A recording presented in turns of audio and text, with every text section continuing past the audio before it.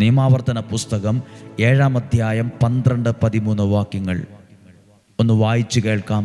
നിങ്ങൾക്കത് ശ്രദ്ധിക്കാം. നിങ്ങൾ ഈ നിയമങ്ങൾ കേൾക്കുകയും വിശ്വസ്തയോടെ പാലിക്കുകയും ചെയ്താൽ നിങ്ങളുടെ ദൈവമായ കർത്താവ് നിങ്ങളുടെ പിതാക്കന്മാരോട് ശപഥം ചെയ്തിട്ടുള്ള ഉടമ്പടിയും കരുണയും നിങ്ങളോട് പുലർത്തും. എന്താ, ഒന്നും കൂടെ ശ്രദ്ധിച്ചേ. നിങ്ങൾ ഈ നിയമങ്ങൾ കേൾക്കുകയും വിശ്വസ്തയോടെ പാലിക്കുകയും ചെയ്താൽ, ദൈവത്തിൻ്റെ വചനങ്ങൾ കേൾക്കുകയും അത് സ്വീകരിക്കുകയും അത് ഉൾക്കൊള്ളുകയും ചെയ്താൽ എന്തൊക്കെ ലഭിക്കും? ദൈവത്തിൻ്റെ കരുണയും അനുഗ്രഹവും നിങ്ങളിലുണ്ടാകും. 13-ാമത്തെ വാക്യമാണ് അതിൻ്റെ റിസൾട്ട്.